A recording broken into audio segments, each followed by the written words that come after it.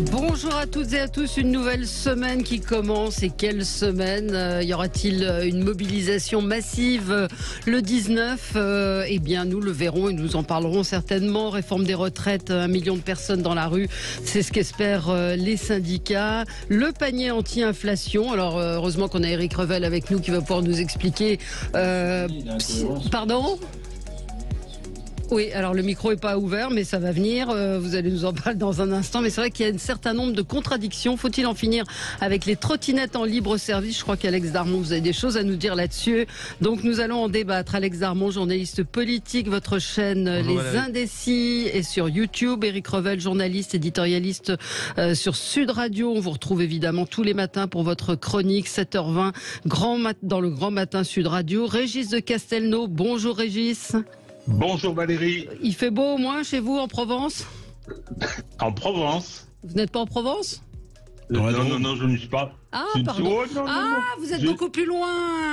C'est Ah, vrai. je suis à 10 000 km. Il fait un petit peu trop chaud là. En ce moment, un petit peu chaud. Humide. Régis est Je à suis la à l'île- Réunion parce qu'il a des Voilà. enfants à l'île de la Réunion, mais il prend sur son temps libre pour. Allez à la crique de Oh là là. Manapani. Allez à la crique de Manapani si vous connaissez pas, mais vous devez connaître.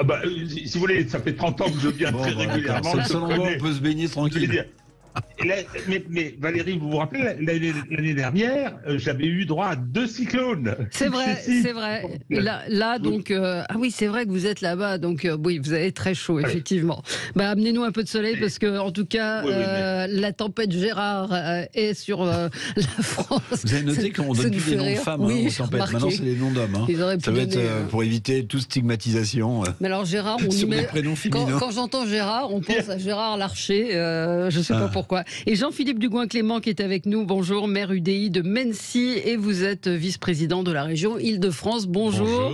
Voilà, il fait bon dans le studio pour l'instant, mais en tout cas, avis de gros temps dans tous les sens du terme. Vos coups de cœur et vos coups de gueule. Commençons avec vous, Jean-Philippe. Moi, c'est un coup de cœur. Oui, c'est un coup c'est de bien. cœur On parce commence bien qu'on la est, semaine. on est quand même sur une semaine qui est totalement anxiogène entre les grèves, les retraites, le jour qui ne se lève pas, les tempêtes. D'ailleurs, je ne sais plus si on leur donne des noms de femmes, d'hommes. Je pense qu'on va leur donner des noms de partis politiques. Ce serait peut-être bien. Voilà, il y aurait la tempête LFI qui débarque sur la Oui, France c'est en pas venant mal. de l'Atlantique. Enfin, on peut avoir des choses comme ça. Donc non, c'est plutôt un coup de cœur. Je trouve qu'on est dans un monde anxiogène. Il y a quand même des choses qui font encore rêver.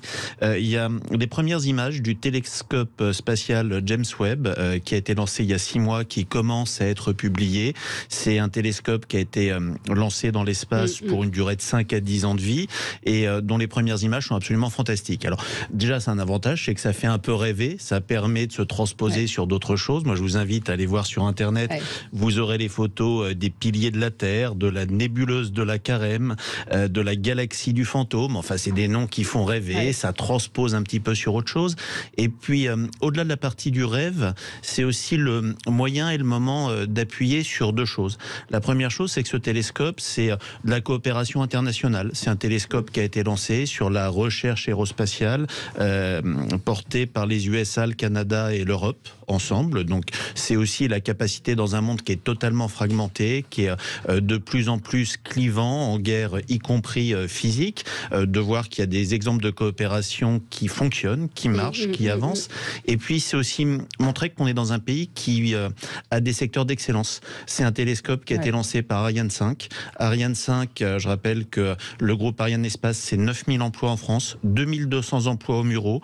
C'est depuis les Mureaux en région parisienne que sont fabriquées ces fusées qui sont envoyées depuis Kourou. Et c'est aussi des secteurs d'excellence. Et dans un pays où on a très souvent tendance à s'auto-bâcher, à faire dans le misérabilisme et la complainte, à regarder ce qui ne va pas, on a aussi des secteurs qui sont des secteurs d'excellence mondiale et ça en fait partie. Voilà, c'est un beau coup de cœur. Et le livre de Thomas Pesquet, moi, il m'agace un petit peu de temps en temps, Thomas Pesquet, parce qu'il est toujours partout, il donne son avis. En orbite. Oui, mais son livre est magnifique. Franchement, c'est un livre qui a cartonné et c'est un livre qui montre la France, pas la France, le monde. Vous voyez, le lapsus intéressant. Vraiment, c'est un très chouette livre. Alex ? Non, juste pour réagir sur Thomas Pesquet, je peux comprendre qu'il vous agace parce qu'il est partout, mais moi ce que j'aime bien chez cet homme, c'est qu'il est partout et que justement, il tombe pas dans le piège de parler de tous les sujets à chaque fois. On essaie de l'amener sur tous les. Ah non, Ça c'est vrai. dépend. On essaie de... beaucoup beaucoup. On essaie d'amener sur tous les sujets et il reste vraiment sur sa particularité et on va jamais entendre parler de politique cet homme, ou très rarement, vraiment. Donc c'est plutôt, dans le monde dans lequel on vit, dans la France dans laquelle on vit, c'est plutôt remarquable. Voilà. Eric, avec vous... Je vais rester dans le ciel. Oui, rester dans le ciel avec la Vierge Marie. Ouais. La justice a donc ordonné en appel le démontage d'une statue de la Vierge à l'île de Ré. Ça fait un moment qu'on en parle, mais il y a eu ce jugement en appel. Donc, est-ce qu'il y aurait... Alors, expliquez-nous un petit peu. Vous êtes vous-même rétois. Rétais, pas rétois. Oui, c'est un village à côté de la Flotte-en-Ré où est installée cette Vierge, cette statue de la Vierge. Il y avait déjà eu un premier rendu de justice par le tribunal administratif de Poitiers. Là, vous avez raison, c'est le tribunal, c'est un juge du tribunal administratif de Bordeaux qui a dit il faut déboulonner cette statue de la Vierge. Alors, pour la petite histoire, je vais vous... Mais pourquoi ? Alors, parce que vous avez une association laïcarde qui a porté cette affaire en justice, estimant que la loi de 1905, vous savez, de séparation de l'Église et de l'État, n'était pas respecté. Mais juste un petit retour en arrière, puis après je vous donnerai mon analyse qui donnera lieu à débat forcément. C'est que en fait cette statue, elle a été offerte par un privé à la fin de la Seconde Guerre mondiale. Ce privé qui était croyant, qui est un père de famille, estimait que la Vierge avait sauvé son fils d'une mort annoncée lors du conflit de la Seconde Guerre mondiale, et donc il avait offert cette sculpture à la mairie, enfin à la commune de La Flotte-en-Ré, qui est un des villages de l'île de Ré. Donc cette sculpture a été mise en place, offerte donc, c'est pas de l'argent public. Ensuite, elle a été déplacée et elle a été mise en place là où elle est depuis en 1983. Ça veut dire que ça fait 40 ans que la sculpture est au même endroit. Et vous me disiez il y a 40 ans que ça rentrait, même on disait tu tournes après la Vierge. Bien sûr, ma grand-mère disait c'est pas compliqué, tu tournes après au carrefour de la Vierge, tu vas à gauche, puis après tu vas trouver le magasin truc. Bon.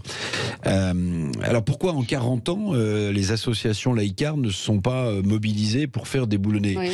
Parce que la France, comme d'autres pays occidentaux, est victime de la cancel culture, c'est-à-dire de la remise en cause du patrimoine, de l'histoire.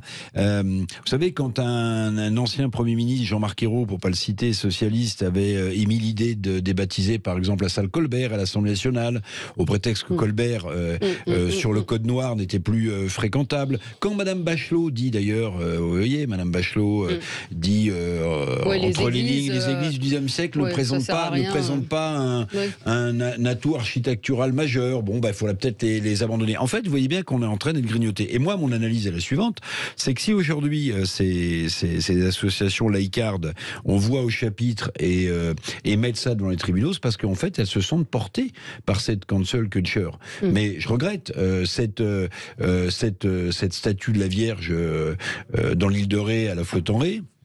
Je vous dis, elle est là en place depuis 40 ans. Quel est l'argument du tribunal pour je vais le donner. Oui, vous le donnerez parce que je sais que ça va vous faire rire. Mais juste, il y a eu un petit changement, si j'ose dire, c'est que cette statue, vous voyez, comme quoi ça peut être la statue de la Vierge, elle n'est pas préservée des actions de voiture. Il y a une voiture qui est rentrée dedans et qui l'a en partie démolie. Et donc, la mairie de la Flotte a décidé de la restaurer. D'accord. Voilà. Et c'est à partir de là que l'association laïcarde s'est réveillée, libre pensée, et s'est dit c'est bien sûr, c'est la loi de 1905, il est hors de question. Voilà.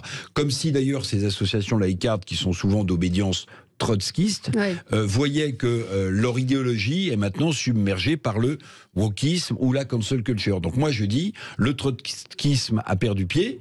Et aujourd'hui, la planche de rappel politique, c'est la cancel culture qui nous vient des États-Unis. Oui, alors Régis. Alors, moi, ce que je veux dire, c'est que trotskiste, je ne sais pas. Si, la libre pensée, regardez, vous allez voir. Non, attendez. La libre pensée, c'est des bouffeurs de curés. Ils ont tous 95 ans. Le première remarque que je veux faire, c'est qu'ils font des recours uniquement contre la religion catholique. Jamais vous ne les verrez protester, par exemple, sur un certain nombre de violations de la loi de 1905 dans la grande couronne parisienne. Jamais. Par exemple, quand le maire de Stein a mis en place une rue avec une plaque pour l'une des femmes de Mahomet. Vous voyez, c'est sur l'espace public, ça.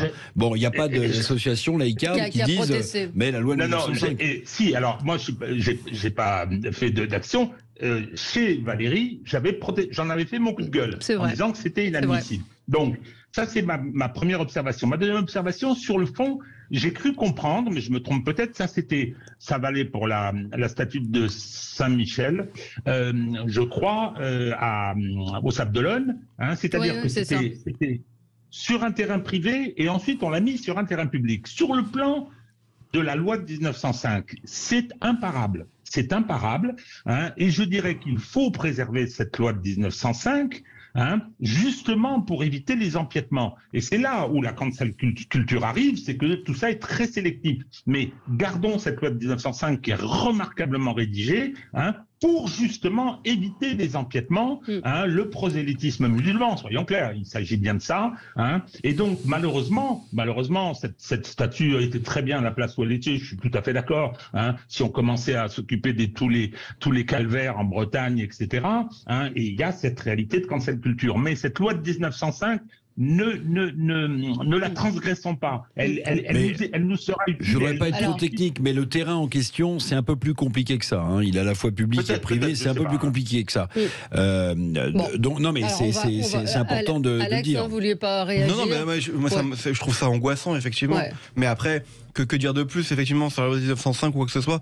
Oui, c'est pas normal, mais ça fait des années que ça dure, malheureusement. Ouais, non, mais que la justice ordonne le déboulonnage, ça paraît invraisemblable. C'était déjà le cas sur d'autres statuts avant. Et je signale que Causeur a lancé un appel, le magazine d'Elisabeth Lévy, pour le retour de la statue de Voltaire. Je ne signe aucune pétition, mais je la signerai. Cette statue qui avait été dégradée et qui, sous prétexte de je ne sais quoi, est dans une autre.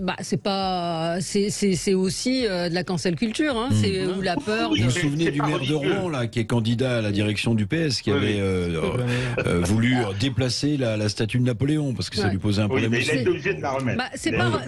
C'est pas religieux, dites-vous, Voltaire. Si, c'est religieux. C'est-à-dire que Voltaire avait eu des positions sur l'islam en son époque, et c'est ce qui fait qu'aujourd'hui cette statue a été dégradée, et ce qui fait que on ne l'a pas remise à sa place. On y revient dans un instant. Enfin, on revient à l'actualité. Peut-être, je ne sais pas si vous voulez réagir, Jean-Philippe. Mais là, c'est la pub, donc je vous donne la parole après. À tout de suite. Sud Radio, mettez-vous d'accord, 9h-10h, Valérie Expert. Avec vous sur Sud Radio, nous continuons à débattre et à commenter l'actualité. On va avancer dans nos débats, et c'était l'un de nos sujets du jour, Alex Darmon, un coup de gueule. Oui, non, c'est un coup de gueule sur les trottinettes à Paris. Oui. Moi, je me suis déplacé pendant longtemps en trottinette. J'ai même eu un accident, pour rien vous cacher, en trottinette. Et depuis ce jour-là, j'ai décidé d'arrêter complètement. Et j'ai lu l'interview de Dan Hidalgo ce week-end dans Le Parisien. Une interview globale pour revenir sur son action. Elle a un mérite, cette interview, c'est qu'elle aborde tous les sujets. Mais c'est le seul mérite qu'elle a. Son niveau à la présidentielle, non, mais à la limite, ça s'est passé. Elle a déjà parlé sur les rats. Oui, mais sur la propriété, elle en parle. J'ai trouvé ça assez complaisant, personnellement.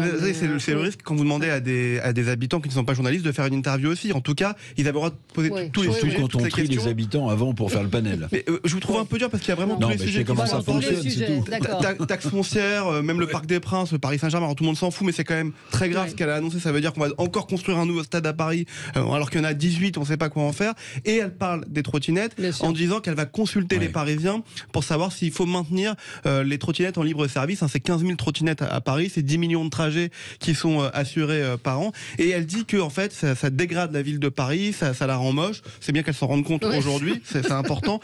Mais surtout, j'ai envie de dire si avec ça, mais bon. Et puis surtout, elle dit que il y a beaucoup d'accidents, qu'il faut créer un code de la rue. Vous savez, généralement, quand on parle de code de la rue, c'est plus entre les groupes qui habitent dans les cités, hein, le code de la rue. Bref, en tout cas, elle parle de code de la rue. Et après, elle dit que les trottinettes, le problème, c'est simplement leur place et leur endroit de stationnement. Mais il y a autre chose qu'elle aborde pas pour le coup dans l'interview. Moi, je vous dis, j'ai eu un accident. C'est l'état des routes à Paris. Les routes à Paris sont dégueulasses. Quand vous avez des accidents de trottinettes, c'est pas à cause de l'emplacement, du fait que le matériel n'est pas bon, que ça coûte trop cher. Non, c'est à cause de l'état des routes de Paris. Et elle en parle pas. Et elle dit, elle est contente. Elle a le droit. Elle dit que les touristes la félicitent parce que les routes les rues sont beaucoup plus jolies, c'est beaucoup plus agréable de se balader à Paris. Bref, l'interview, quand vous la lisez dans profondeur, elle est intéressante mais un peu lunaire. Et au final, ces trottinettes à Paris, c'est les habitants parisiens qui vont trancher. Elle est même pas capable de dire elle-même s'il faut enlever ces trottinettes à Paris. Elle dit qu'elle n'est pas d'accord. Hein. Elle veut les enlever. Elle veut les enlever. Mais par contre, elle va faire une consultation, un référendum d'initiative citoyenne en quelque sorte, pour savoir s'il faut enlever les trottinettes à Paris. Je trouve ça un peu incroyable de faire un référendum là-dessus. Il y a plein d'autres choses qui sont intéressantes et on est consulté pour savoir, alors que tout le monde a l'air d'accord à Paris, s'il faut enlever les trottinettes. Voilà. Ouais, alors Jean-Philippe Dugouin-Clément, comment non, mais c'est vous qui êtes maire, ça rime à quoi une consultation sur ce sujet? Déjà, c'est totalement lunaire. Quand vous êtes maire ou quand vous êtes élu, c'est le principe de la démocratie représentative. Vous êtes là pour faire des choix, pour assumer des choix, à tort ou à raison. Ils sont bons ou mauvais. S'ils étaient mauvais, on vous remercie au terme du mandat. S'ils étaient bons, on vous renouvelle la confiance. C'est un peu le principe. Sur le free floating et les trottinettes, ce qui est absolument hallucinant, c'est que la mairie de Paris a poussé au développement du free floating. Ils ont poussé de manière totalement désordonnée, sans encadrer les choses, sans les border, sans les réglementer. Et ils se rendent compte aujourd'hui, 4 ou 5 ans après avoir lancé le mouvement du free floating, que quand on fait quelque chose de manière non ordonnée, ça devient problématique. Et du coup, plutôt que d'essayer de réglementer, alors que toutes les capitales mondiales aujourd'hui ont du free floating, en trottinette, en vélo. J'étais à Lisbonne 3 jours à Noël. Avec mon épouse, on s'est déplacé en trottinette, en free floating. C'était quelque chose qui était plutôt sympa. À Paris, ça m'arrive d'utiliser du free floating parce que je suis banlieusard, je vais pas venir avec ma trottinette. Donc on nous explique qu'on va aller supprimer ce qui est un moyen de déplacement plutôt vertueux, plutôt propre. Le Parisien qui, lui, a sa trottinette sur place parce qu'il habite dans son immeuble pourra, c'est encore le banlieusard qu'on va les pénaliser, mais enfin ça c'est la politique globale de Madame Hidalgo. Et plutôt que d'assumer les choses, d'organiser les choses, de les border, on préfère dire on va supprimer. Et puis comme on n'a pas le courage de dire on va supprimer, on se déleste, c'est Ponce Pilate, c'est vieux comme le monde, on se déleste de ses responsabilités sur les habitants, disant je suis pour, mais s'ils décident d'être contre, ça sera bien. C'est la négation même de l'action politique. Paris, c'est une ville qui est en train de se dégrader, qui est en train de sombrer. Vous le disiez sur l'état des rues, qui est absolument lamentable. C'est une ville qui est sale. Ça n'est plus la capitale que c'était. Alors, c'est sur le code de la rue, elle dit, pardon, ça me fait rire, le code de la rue pour dire comment on se comporte et comment la police municipale sanctionne ceux qui ne respectent pas les règles. La police municipale dont il ne voulait pas depuis 15 ans. Il aura fallu une durée pour arriver à créer cette police municipale dingue, là aussi. Mais c'est le cas dans beaucoup de villes de France, ces trottinettes qui sont jetées un peu partout. Moi, c'est vrai que je suis allée à Vienne il y a quelques temps. Elles sont bien rangées. Alors, il y a aussi un comportement... oui, mais c'est français. Ça pose la question des cautions sur les impressions de cartes bancaires. Enfin, il y a des façons de verrouiller les choses. C'est la date choisie, le 2 avril. C'est-à-dire qu'on voit qu'elle n'a pas voulu prendre le premier pour pas un avis sur le sujet, Eric Revel. Oui, non, mais moi je constate comme tout le monde quand je me déplace plutôt en voiture dans Paris, la dangerosité que ça représente. Mais en fait, le vrai sujet, me semble-t-il, c'est la concomitance de plein de moyens de transport différents. Bien sûr. Parce que quand vous voyez par exemple certaines voies de circulation dans Paris, vous avez les bus à gauche, les vélos à droite, avec les trottinettes, les voitures qui passent de l'autre côté, tout ça se croise dans une espèce de cacophonie hallucinante. Je pense qu'il y a beaucoup d'accidents. Moi, j'en ai encore vu un il y a 2 jours sur un pont parisien avec une trottinette. Voilà. Et puis, je rajoute un truc. Les incivilités. C'est-à-dire que quand vous passez en voiture, les trottinettes sont tellement mal garées que si vous faites pas gaffe, vous prenez les trottinettes qui sont abandonnées dans des coins. Sur des trottoirs. Donc, c'est absolument n'importe quoi. Alors, une auditrice me dit, oui, c'est vrai qu'ils ne savent souvent pas conduire. Ils font n'importe quoi. Il y en a qui prennent les trottinettes bourrées en sortant de soirée, à 2 dessus. Et puis, il y a d'autres villes, effectivement, comme Lyon et Marseille. Et l'Académie de médecine rapporte plus 180% de blessés en 2 ans. Donc, pourquoi est-ce qu'elle ne légifère pas ? Et quand vous marchez sur le trottoir, Valérie, vous laissez passer les trottinettes qui sont également sur le trottoir. C'est-à-dire que vous n'avez pas le choix. Sinon, ils vous rentrent dedans. Oui. Bon. Un mot sur le sujet, bien que vous ne soyez plus très parisien, cher Régis. Le peu que je suis, c'est que je roulais scooter, moi, si vous voulez. Donc, on a, dès que je fais du 31 à l'heure, on me fait sauter des points, puis on me demande des sous. Et maintenant, je peux plus me garer. Donc, non, j'ai renoncé. Là-dessus, un code de la rue, non, mais la juridicisation, c'est y compris, il y a des formes d'infantilisation et ensuite de contrôle. Mais ce sont des évolutions qui sont effrayantes. Cela étant, l'état de cette ville, la voirie, mais c'est un scandale. Tout le problème est aussi celui des allocations de ressources. Parce que rappelez-vous, quand il y a eu les Vélib au début, il y avait des véhicules qui passaient, qui les prenaient, qui les rangeaient dans des endroits définis. C'était propre. Maintenant, c'est n'importe quoi. À chaque fois que je viens, je trouve ça sidérant. Non, mais plus largement, on va enlever ces trottinettes, parce que c'est ce qui va se passer. On va enlever ces trottinettes, vous allez avoir 10 millions de trajets qui vont disparaître. Il y a un vrai problème de transport à Paris. Et là, ces gens, ils vont aller où, ils vont voyager comment? Parce que les gens qui prennent des trottinettes, c'est pas les riches, c'est les jeunes étudiants. Vous savez, moi, il y a une question que j'aurais bien posée à Madame Hidalgo si j'avais été sélectionné dans le panel des lecteurs du Parisien.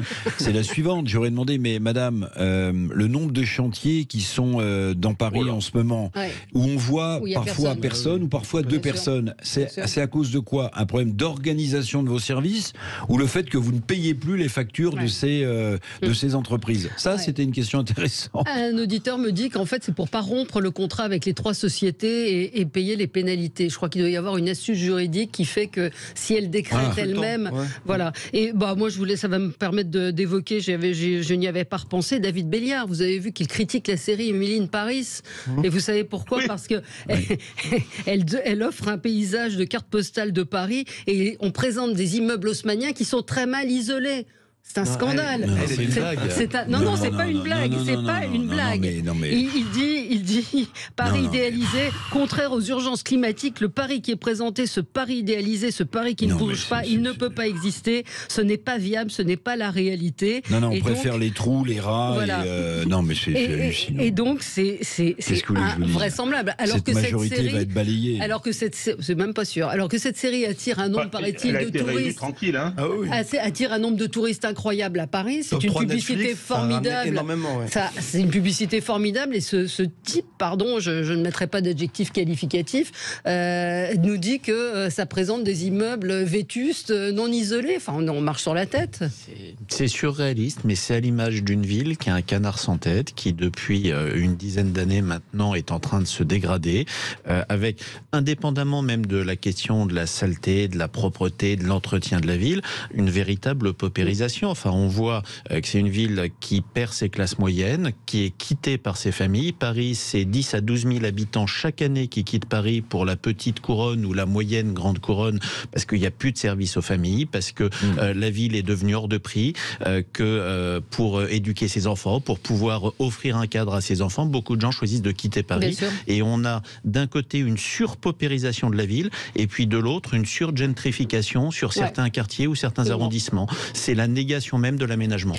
Petite pause, on se retrouve dans un instant. On va évoquer ce panier anti-inflation. À tout de suite.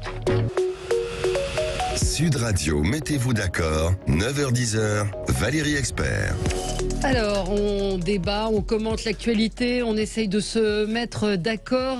Olivia Grégoire propose un panier anti-inflation, un panier donc avec 20 produits de première nécessité, 20 produits de base qui seraient à un prix plancher, sans marge pour les distributeurs. Seulement voilà, visiblement, ce panier, Éric Revel va avoir du mal à se mettre en place. D'abord qu'il n'est pas obligatoire et qu'il y a un certain nombre d'irrégularités ou légales. En fait, légalement, c'est pratiquement impossible à mettre en place. Voilà, c'est par définition la fausse bonne idée, me semble-t-il. Alors, il y a un pays en Europe qui l'a mis en place, qui est la Grèce. Il y a un autre pays comme l'Espagne qui a décidé de baisser ses taux de TVA sur les produits alimentaires de première nécessité. Bon, Madame Grégoire fait de la communication comme souvent d'ailleurs, en ne rendant pas obligatoire d'ailleurs ce panier, c'est-à-dire que vous allez avoir une espèce de concurrence pour ceux entre les enseignes, pour celles qui vont pouvoir le mettre en place, ce panier anti-inflation, c'est-à-dire que vous allez avoir des campagnes de pub qui vont se développer, s'il est mis en place pour le printemps, elle a annoncé. C'est-à-dire un peu tard quand même. Et alors, ce que je voulais souligner aussi, c'est que peut-être que Mme Grégoire n'a pas regardé les prévisions gouvernementales relayées par l'INSEE. Sur le mois de mars. Oui, parce que l'INSEE dit qu'à partir du mois de mars, l'inflation va décroître, vous voyez. Donc là aussi, il faut quand même m'expliquer, ou bien cette fausse bonne idée, on la met en place trop tard, mais si l'INSEE vous explique doctement que l'inflation devrait commencer à refluer au mois de mars, on ne voit pas pourquoi Mme Grégoire, membre du gouvernement, ne croirait pas aux prévisions de l'INSEE et mettrait en place un panier anti-inflation. Voilà. Ça arrive un petit peu tard, mais surtout mais moi j'ai lu aussi que les distributeurs annoncent qu'au mois de mars, il va y avoir une augmentation assez faramineuse des prix. C'est l'autre problème qui est beaucoup plus alarmant, qui est les discussions entre les producteurs et les grandes enseignes. Parce que s'il n'y a pas d'accord, en fait, la loi prévoit que les augmentations peuvent être décidées par les grandes enseignes à des tarifs dont on annonce que les prix les prix de ces produits concernés pourraient augmenter de 30 à 50% au mois de mars. Alors le pire n'est jamais certain, mais en tout cas, ce qui est sûr, c'est que aujourd'hui, on comprend bien le système. Les enseignes et leurs super ou hyper sont grevés également par des prix d'énergie, etc. Donc les enseignes essaient de se refaire un peu plus la cerise sur les marges et compressent les prix des producteurs. Et on a un vrai problème et d'augmentation des prix, voire de pénurie. Je ne sais pas si vous avez vu, il y a par exemple des producteurs de pommes qui ont décidé d'arracher leurs pommiers, parce qu'ils estiment que en fait ça leur coûte plus cher de produire des pommes que de les vendre à la grande distrib. Donc on est quand même dans une situation assez effrayante. Oui. Alors Jean-Philippe Dugoin-Clément, c'est de la com'? Oui. Bon, c'est un peu, je dirais les deux, mon capitaine. Voilà, on est dans une période compliquée. Il y a une inflation qui est très forte. On aborde le premier semestre, qui est le dernier semestre où le gouvernement peut essayer de faire des réformes sur ce quinquennat, si on dit les choses, parce qu'ensuite on va avoir les élections sénatoriales, ensuite on va avoir les élections européennes, ensuite on va avoir les JO, et puis on arrivera sur la fin du mandat. Donc c'est le dernier semestre où le gouvernement peut essayer de faire des réformes, avec la réforme des retraites, les réformes sécurité, les réformes immigration, enfin toute une série de choses. Et donc, il faut essayer de donner des gages visuels à un corps social qui souffre, qui est inquiet aujourd'hui, pour dire on s'occupe de vous. Je pense que ça contribue à une communication globale, gouvernementale. Après, la réalité des faits, c'est que quand on parle de 20 produits, c'est totalement minimaliste, si on dit les choses, y compris par rapport à ce que font aujourd'hui individuellement certaines grandes enseignes. 20 produits, ça veut dire vous allez manger des pâtes tous les mois, enfin tous les jours du mois, c'est un petit peu ça. Et puis, on a quand même un vrai sujet aujourd'hui, qui est un sujet global de pouvoir d'achat. Il y a eu des revalorisations du SMIC, du point d'indice des fonctionnaires. La réalité, c'est que toutes ces revalorisations, elles ont été inférieures au niveau de l'inflation l'année dernière. Et on est aujourd'hui sur une quadrature du cercle d'affaiblissement du pouvoir d'achat. Je rappelle que ce qui a fait les Gilets jaunes, c'était une question de pouvoir d'achat. Dans un contexte différent, c'était un contexte de croissance. Et donc, c'était des gens qui avaient l'impression de ne pas profiter de cette croissance. Aujourd'hui, il y a plutôt une peur de déclassement. Mais on est sur un problème de pouvoir d'achat majeur. On peut même rajouter la question de l'épargne, pardon. Vous avez vu que le taux du livret A va augmenter en février d'1 point, c'est-à-dire qu'il va passer de 2 à 3%. Bon, c'est un effort non négligeable, mais quand vous avez une inflation à 5 ou à 6, en réalité, vous perdez 3% de pouvoir d'achat tous les ans. C'est ça la réalité. La semaine dernière. Ah oui. Non, moi je trouve pas que ce soit une fausse bonne idée. Après, est-ce qu'elle est réalisable? Ça, c'est la question, et la réponse est non, parce que quand vous avez. Donc c'est une fausse bonne idée. Non, c'est pas une fausse bonne idée, puisqu'elle a été réalisée. Si elle n'est pas réalisable, mon cher. Vous pouvez réaliser toujours une bonne idée, mais il faut amener les bons éléments. Là, on sait que c'est pas réalisable en tant que tel, puisque vous avez les lois de la concurrence, et c'est vrai que quand vous êtes ministre et que vous ne savez pas ça, c'est qu'il y a un problème. Maintenant, un panier où vous avez 20 produits de première nécessité alimentaire, c'est intéressant. Et puis surtout... Non, mais c'est intéressant, mais tout est intéressant. Enfin, moi, je peux vous proposer des tas de choses aussi. Mais dans ces cas-là, on arrête de faire de la politique et on met plus d'idées sur la table. Moi, je trouve que le fait de dire... Mais en plus, déjà... mais quand vous savez que c'est pas possible, mais quand vous savez que c'est pas possible... Il faut arrêter de faire de la communication et faire de la politique. Mais non, mais vous trouvez des solutions pour que ça devienne possible. Il faut pas dire que c'est pas possible. Les décrets, ça existe. Je dis pas que ça peut passer, mais les décrets, ça existe. Il faut pouvoir les pousser. La vraie chose, c'est que c'est un coup de communication. Pourquoi? Parce qu'en fait, ça vient répondre au chèque alimentaire qui avait été promis par Emmanuel Macron, qui n'a jamais été apporté. Non. Le chèque alimentaire, ça avait été une promesse de campagne. Ils répondent à chaque fois. Voilà, on y travaille. Et ça, c'était possiblement une solution. Malheureusement, elle va vite tomber à l'eau, puisque ça ne va pas être obligatoire pour les grandes enseignes. C'est ça la vérité qu'il faut dire ce matin. C'est que ça ne va pas être obligatoire, que certaines marques le font déjà. Vous savez déjà qu'il y a des marques repères, des premières marques de première nécessité, et que ça existe. Peut-être qu'il aurait fallu communiquer sur ces produits-là, qu'il aurait fallu inciter les gens à acheter ces produits-là, plutôt que de faire un effet d'annonce. Encore une fois. Le truc, c'est que c'est désordonné. C'est ce qu'elle dit, Olivia Grégoire. C'est qu'on n'arrive pas forcément à s'y retrouver et que chaque distributeur agit ça aurait été dans son coin. intéressant d'avoir une campagne de publicité peut-être commune. Régis de Castelnau. Oui, alors d'abord, moi je signale que j'ai été horriblement censuré. Mon coup de gueule m'a été retiré. Pardon. Non, c'est pas grave. Non, parce qu'on va en parler. On va en parler tout à l'heure. On va en parler juste après ça. Parlera, hein. Oui, c'est sur la réforme des retraites, absolument. Voilà, les gens qui pleurnichent. J'ai voté Macron. J'ai même appelé Fabien Roussel avant le deuxième tour, avant la fin du premier tour, à voter Macron. Et maintenant, comment qu'il n'est pas trop méchant avec moi. Bon, toujours est-il que ça m'agace. Bon. Mais peut-être qu'ils n'ont pas voté avec l'idée qu'il y aurait une réforme des retraites. C'était un peu ça. Ah bon, tiens. Si le président de la République l'avait annoncé. c'est la seule chose sur laquelle il a fait Tout le campagne. monde le connaît. Macron est là depuis 5 ans. Sa façon de gouverner, l'utilisation de la com, on connaît ça très bien. Et là maintenant, ça pleurniche. Non, moi ça m'exaspère. Bon, mais c'est pas grave. Ce que je voulais dire, faut pas oublier non plus que ce pouvoir, il est dans une situation qui n'est pas si simple que ça. Président 58%, certes, mais il n'a pas de majorité digne de ce nom à l'Assemblée. Donc, on est dans la communication, on est dans les manœuvres permanentes, effectivement, et dans le saupoudrage, comme ça. Donc, je pense que, oui, c'est vrai que si on fait de la politique, il faudrait créer les conditions de la possibilité, les conditions du caractère opératoire, et puis ce ne sera pas le cas. Demain, on passera à autre chose, on mettra des pansements sur des jambes de bois, et puis on fera passer la réforme principale en début de mandat, qui est la réforme des retraites. Et là, on va au-devant d'une séquence qui va être particulièrement difficile. Oui, mais sur ce qu'a proposé Olivia Grégoire, sur ce panier, ce qu'on vient d'évoquer, c'est-à-dire, est-ce que c'est encore une fois de la com ? Puisqu'on sait qu'elle elle est en contact avec la grande distribution, elle sait qu'en ce moment, il y a ce projet de loi qui ne plaît pas aux distributeurs, donc c'est pas gagné. Ben non, mais c'est la tenaille dans laquelle est ce pouvoir. Il doit répondre à des aspirations, il doit répondre à des inquiétudes, il doit répondre à des angoisses, et en même temps, est-ce qu'il s'en dote les moyens ? Quand vous avez Bruno Le Maire qui dit « Ah oui, on va dire aux pétroliers d'être gentils, on va leur dire que les fournisseurs d'énergie doivent faire attention. » Enfin, il est ministre de l'économie ou pas ? Donc, non, moi je pense que c'est pas une blague, mais je ne vois pas que ce soit opératoire. Bon, vous voulez qu'on parle de la réforme des retraites, donc c'était votre coup de gueule, vous l'avez dit, vous dites ces gens qui aujourd'hui vont défiler, descendre dans la rue et qui ont voté pour lui, vous dites ils sont pas cohérents. Non, c'est pas ça. Le problème, c'est que les gens, ils se déterminent par rapport à ils votent pas pour, ils votent souvent contre. Hein, Non, mais c'est vrai, non. C'est simplement Monsieur Martinez qui est venu dire faut voter Macron, en sachant très bien qui il était. Faut voter Macron, sinon c'est le nazisme, les SA dans les rues et les drapeaux à croix gammée sur l'Élysée. Enfin, faut être sérieux. Donc, et aujourd'hui, ils sont pas idéalement placés.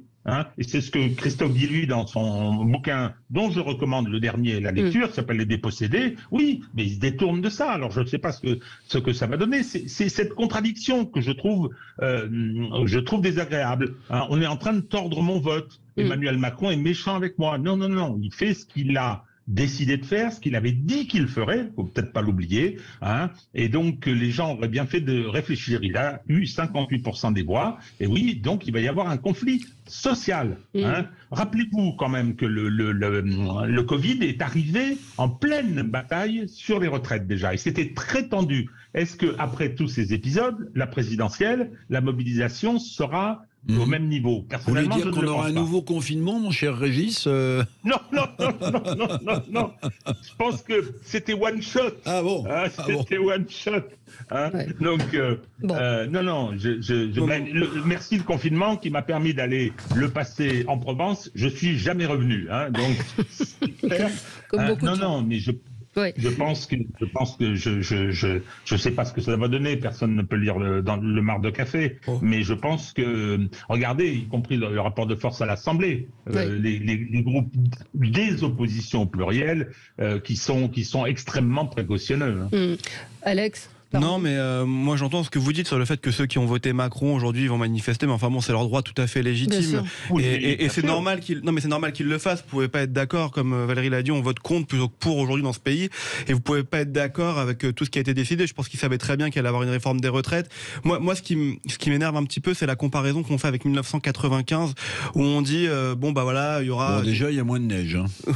Peut-être. Si, je me souviens. Pas sûr. Mais non. On va voir. Vous avez raison. Avec la tempête Gérard. Ils annoncent de la neige la semaine prochaine. Alors voilà, on aura peut-être. Mais moi ce qui m'énerve, c'est qu'on dit 2 millions de personnes dans les rues, c'est l'objectif comme en 95 et tout, mais la vérité, c'est, vous l'avez dit, Régis, que Emmanuel Macron avait annoncé qu'il ferait une réforme de retraite, là où en 1995, Jacques Chirac avait parlé de fracture sociale, et après il avait fait tout l'inverse de ce qu'il avait annoncé sur la réforme des retraites. Oui, sauf que, mon cher Alex, vous avez de la mémoire, vous vous souvenez sans doute de la déclaration de 2019 du président de la République en disant que l'âge totem de 62 ans, on n'y toucherait pas. Mais bien sûr. Si, alors quel Emmanuel Macron, quel on a affaire. Il a dit quoi pendant la campagne électorale? Ah oui, il a dit qu'il le ferait. Mais d'accord, d'accord. À partir de là, depuis la campagne électorale, sa première déclaration, on pouvait peut-être douter de la deuxième. La parole politique. Si vous voulez, mais enfin quand il annonce quelque chose en campagne électorale et qu'il le fait derrière, c'est tout à fait normal. Oui. Pour une fois, tout ça, ça pose quand même deux sujets. Le premier, c'est on vote contre dans ce pays. Ça fait maintenant une vingtaine d'années qu'on ne vote plus pour, majoritairement, on a 15, 20, 25% de personnes qui votent pour, et puis les autres qui votent contre, qui choisissent ce qui est pour eux un moindre mal ou ce qui se rapproche le plus de leurs convictions. Et on a un exercice du pouvoir qui est toujours celui du début de la Ve République, qui est un exercice extrêmement monarchique, extrêmement autocentré, en considérant que quand on a été élu sur un programme, et on ne compose pas, on ne rassemble pas, on ne discute pas de ce programme avec les autres forces politiques. Alors c'est peut-être le grand ratage d'Emmanuel Macron, parce que son absence de majorité à l'Assemblée aurait pu lui permettre, en juin-juillet dernier, d'aller chercher une autre forme de gouvernance, d'essayer d'établir un programme de gouvernement à l'allemande. Ça n'a pas été fait. Aujourd'hui, on se retrouve dans cette impasse. Et puis la deuxième chose quand même que ça pose, c'est la question du 180 degrés permanent d'un certain nombre d'élus de politiques nationaux. Lié sur Macron, l'âge totem à 62 ans, on n'y touchera pas. Et puis c'était 65 pendant la campagne. Maintenant, c'est 64. Voilà. On a la question, quand on prend le Front National, Marine Le Pen, il y a 5 ans, était pour un allongement de la durée des retraites. Aujourd'hui, elle ne l'est plus. Elle s'aligne sur LFI parce qu'elle pense qu'électoralement, il y a une martingale. Il n'y a aucune forme de conviction politique. C'est de la girouette politique. Mais on a des députés LR qui ont fait campagne aux législatives et à la présidentielle pour Valérie Pécresse sur un allongement de la durée des retraites à 65 et qui vous disent aujourd'hui oui, mais peut-être, mais comme c'est Macron qui le propose, on n'est pas sûr de pouvoir le voter. On est sur des élus toutes tendances politiques confondues, qui font des swaps de 180 degrés en l'espace de 3 mois, 6 mois, 1 an, 2 ans, 3 ans. C'est-à-dire qu'il n'y a plus aucune crédibilité sur cette parole-là. Je pense aussi qu'il y a un moment, il faut avoir un peu de colonne vertébrale. Les LR vont voter à l'Assemblée nationale. Il y a un carton de jeunes de 10, 12 LR qui ne voteront pas, mais le restant, ils vont voter. Ils vont voter. Quand des LR vous disent aujourd'hui, on hésite à voter quelque chose pour lequel on faisait campagne il y a 6 mois, excusez-moi, ça pose quand même question. On se retrouve dans un tout petit instant. On continue ce débat sur les retraites et sur la mobilisation de jeudi. À tout de suite. Sud Radio, mettez-vous d'accord, 9h-10h, Valérie Expert. Avec vous jusqu'à 10h, les syndicats espèrent 1 million de personnes dans la rue. Ce matin, j'entendais Laurent Berger qui disait qu'effectivement, ils allaient mobiliser, mais qu'ils ne souhaitaient pas manifester aux côtés du Rassemblement national. C'est-à-dire qu'on voit, ça rejoint un petit peu ce que vous disiez juste avant, Jean-Philippe Dugouin-Clément, c'est aussi ces politiques qui... on peut estimer que les syndicats sont des politiques aussi, mais qui finalement ne sont pas pour la cause, pour l'intérêt général, mais qui, encore une fois, font de la politique dans ce type de débat. Les syndicats, c'est une bataille politique. De toute façon, ce sujet, c'est un projet de loi qui va aller très vite. C'est 3 mois. Vous allez avoir le Conseil des ministres, on va déposer le projet de loi le 23 janvier. Après 1 mois d'échanges et de débats à l'Assemblée et au Sénat, et le vote, normalement, en mars. Et c'est ça... C'est pour ça que c'est intéressant de dire que c'est un combat politique. C'est que les 8 syndicats se sont alliés aujourd'hui pour manifester. C'est la première fois depuis 1995, je crois, qu'ils s'allient pour manifester jeudi. Et surtout un combat politique. Pourquoi ? Parce que vous avez 3 hommes dans cette histoire. C'est le président de la République, Emmanuel Macron, Laurent Berger à la CFDT et Philippe Martinez à la CGT. C'est à tous les 3 leur dernier mandat. C'est à tous les 3 leur dernière bataille, dernier combat. Et ils lâcheront rien. Donc moi, je pense que jeudi, ça va être très important. Ça va être hyper intéressant aussi de savoir la mobilisation pour connaître la suite de cette campagne de contestation contre la réforme des retraites. Mais après, personne n'en sait rien. Personne ne sait comment ça va se passer derrière. Et c'est jeudi que tout va se jouer. Et tout le monde attend jeudi avec impatience. Oui, mais est-ce que cette mobilisation est de nature à faire plier le gouvernement ? On parle d'un blocage aussi, parce que au-delà des manifestations, ce que craint le gouvernement, c'est évidemment sont les grèves, les blocages. Régis de Castelnau. Non, moi, c'est un projet de loi porté par le gouvernement et naturellement sous l'autorité du président de la République. Alors, il va y avoir des manifestations, il va y avoir peut-être des grèves. Je suis relativement pessimiste parce que je suis de ce côté-là. Je suis relativement pessimiste sur le niveau de mobilisation. Je pense que la mobilisation qui était importante en décembre 2019 ne se renouvellera pas. Mais ensuite, ça va venir, au Parlement. Or, dans la session, on peut pas sortir le 49.3 toutes les 5 minutes, mais là, ils vont se le garder pour cette session-là, jusque pendant le premier semestre, et ils feront le 49.3. Et naturellement, vous aurez les uns et les ah ben non, je vote pas une motion de censure avec le RN, ah non, les gens de LR vont être effectivement divisés, etc. Donc, je pense que ça passera par 49.3. Ce projet, je suis assez pessimiste sur la possibilité de le faire échouer.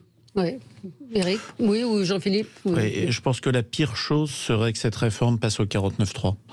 Parce que le 49.3... Non mais c'est une probabilité forte, Régis. Mais je pense que c'est politiquement et socialement la pire des choses. On voit bien qu'il y a un clivage dur, que la majorité de la population ne souhaite pas cette réforme pour toute une série de raisons, qu'on est sur un gouvernement qui est profondément déshumanisée. Et c'est pas Elisabeth Borne qui vient remettre de l'affect, parce qu'elle a beaucoup de qualités, mais elle a pas de qualité particulièrement forte sur la question de l'affect, de la compassion. En tout cas, c'est pas l'impression qu'elle donne. Et passer une réforme qui va aller vite, vous le disiez, c'est 2-3 mois, pas plus. La passer au 49.3 sur quelque chose d'aussi clivant, je crois que c'est quelque chose qui fracturerait, qui laisserait vraiment énormément de traces sur une fin de mandat qui va être terriblement compliqué, parce que c'est le dernier mandat du président, parce qu'il n'a pas de majorité, parce qu'arrivé à mi-mandat, l'ensemble de l'administration d'État va commencer à branler un petit peu dans le manche, à prendre un petit peu de champ pour préparer la suite, et je pense que c'est quelque chose qui serait une mauvaise chose. Alors peut-être qu'en discutant, il peut arriver à avoir une majorité relative en allant chercher un peu chez LR, un peu sur les parlementaires centristes, en amendant un petit peu, en modifiant un peu, en écoutant un petit peu, mais si au bout de course, c'est on discute, des amendements sont déposés, on n'en tient pas compte, on fait le 49.3 et on passe le projet tel qu'on le voulait avant même d'entamer la discussion, c'est quelque chose qui sera dévastateur pour la suite. Mais si LR vote, effectivement... Voilà. Il y aura... Juste une petite phrase, Valérie, une petite phrase. Effectivement, fracturer la société française, c'est pas quelque chose qui le gêne, Je n'ai pas remarqué ça depuis un certain temps, les petites phrases, on ne va pas les repasser en revue. Donc, je pense que j'aurais tendance à dire, pourquoi se gênerait-il? Effectivement, il ne sera pas renouvelable. Donc, il aura fait cette réforme, il sera celui qui l'aura fait, etc. Donc, non, je pense que le risque politique, il est faible pour lui. Enfin, on ne peut même pas parler d'une réforme structurelle. Je rappelle que sous son premier mandat en 2017, il était parti pour une réforme structurelle des retraites. Aujourd'hui, ce n'est pas le cas. On est sur une réforme d'ajustement. On joue sur l'âge, on joue sur la durée de cotisation, on joue sur un certain nombre de minima. On ne change pas le système. C'est-à-dire qu'on va aller engager la fracturation de la société à coup de 49.3 sur une réforme qui n'est même pas quelque chose où on peut dire j'ai changé le système, je laisse une trace dans l'histoire. Enfin, ça sera la 5e réforme des retraites depuis 93 ou 95, elle ira peut-être un peu plus loin que les précédentes, mais on n'est pas sur un changement de fond du système. Moi, je pense que ça serait profondément une erreur, d'autant que je pense aussi qu'il a les moyens d'aller chercher une majorité en dehors de sa maison commune. Je pense qu'il l'aura, oui. Sur la mobilisation, il y a un sondage récent qui indiquait que 46% des Français étaient révoltés, mais... résignés. Et l'item suivant, c'était 32% résignés, effectivement. Donc voilà, ça va peut-être expliquer, alors peut-être pas la mobilisation de jeudi, on peut s'attendre à ce qu'elle soit forte, mais des mouvements de grève, bon, on verra s'ils durent ou pas. Et juste un mot sur la sortie de Laurent Berger, quand même, qui n'invite pas le Rassemblement national à venir manifester. Il a sans doute écouté Marine Le Pen qui disait qu'elle n'allait pas rajouter du désordre et que donc, visiblement, elle n'appelait justement pas à manifester. Oui. Mais deuxième chose, comme qu'il faut dire à Monsieur Berger et à Monsieur Martinez, c'est que pour que Marine Le Pen se retrouve au second tour de l'élection présidentielle, il faut forcément qu'il y ait un nombre d'adhérents à des syndicats qui votent Rassemblement national. Vous voyez ? Bah oui. Donc ça veut dire que s'il n'appelle pas les adhérents du Rassemblement national à venir manifester, peut-être qu'il va se priver d'un certain nombre de manifestants, y compris dans ses rangs. Vous savez, la porosité entre la France insoumise, par exemple, sur les élections de second tour Et le Rassemblement national, il est prouvé par les sondeurs. Elle est prouvée par les sondeurs. Donc si c'est entre 15 et 20%, bon voilà. Donc si vous voulez, tout ça n'a pas grand sens. Ils font de la politique, ils jouent très gros les syndicats, puisque la plupart des mouvements auxquels on a assisté se développent hors champ syndical. Et puis M. Martinez aimerait au moins réussir quelque chose, si vous voulez. Il n'a pas réussi grand-chose pendant son mandat à la CGT. Il aimerait au moins réussir sa sortie. Non, mais moi je suis d'accord avec vous. Il joue très très gros les syndicats. Il s'allie encore une fois, pour la première fois depuis très longtemps. 12 ans. Mais ils se concertent pas. Ils ne se concertent pas. C'est-à-dire que chacun, même s'ils disent qu'ils manifestent ensemble le 19 janvier, demain vous avez la CGT qui surtout appelle à manifester 24 heures plus 72 heures dans les mois qui viennent, alors que la CFDT n'est pas au courant. La CGT elle joue très très gros puisqu'elle a quand même perdu le syndicat des premiers syndicats des cheminots qui est passé sous bannière de Sudrail. Bref, c'est un enjeu considérable jeudi. Ça va plus loin que la simple réforme entre guillemets des retraites et de garder ce système. Et vous avez raison de le dire. On garde un système, on garde le système de répartition des retraites et on essaie de le faire perdurer, un modèle à la française. Et ce qui est important de dire aussi, c'est que il y a un manque de pédagogie dans cette réforme. On nous explique, non mais vraiment, on nous explique rien. Vous avez quand vous regardez, je vous promets, quand vous regardez les chaînes d'information, ils vous font des bandes annonces. On a l'impression qu'on voit la nouvelle production de Sylvester Stallone ou Schwarzenegger. Rendez-vous jeudi toute la journée pour voir si la mobilisation prend ou quoi. Et il n'y a aucune émission pédagogique autour de qu'est-ce qu'on va faire, en quoi consiste cette réforme des retraites. Ah mais je vous promets, vous allez voir dans la rue, vous allez poser la question aux Français, tout le monde vous dira, moi je veux juste pas qu'on touche à ma retraite. Mais vous avez compris ce qu'on va faire? Non, absolument pas. Donc je dis pas que la réforme est bonne ou pas bonne, simplement lançons un débat, engageons un un débat pour essayer. J'aurais pu vous le résumer. Vous, je vois que vous vous intéressez à votre propre retraite dans quelques années. Non, pas du tout. Alors, je peux vous dire. Non, mais on se faisait la réflexion, Régis. Est-ce que quand vous étiez jeune, vous pensiez à votre retraite? Non, enfin, mais plus on est jeune. immortel. Jusqu'à 30 ans, on est immortel. Ouais. On est éternel. Après 30 ans, on est immortel. Non. Et si j'y avais plus pensé, je suis en retraite. Hein. Oui. Je continue à faire beaucoup de choses. Mais si j'y avais plus pensé, je pense que ce serait un peu plus confortable. Ça n'est pas désagréable quand même. Allez, on se retrouve dans un instant pour l'émission Média et on va parler des policiers de la BAC Nord avec un document qui sera diffusé ce soir sur BFM TV. À tout de suite.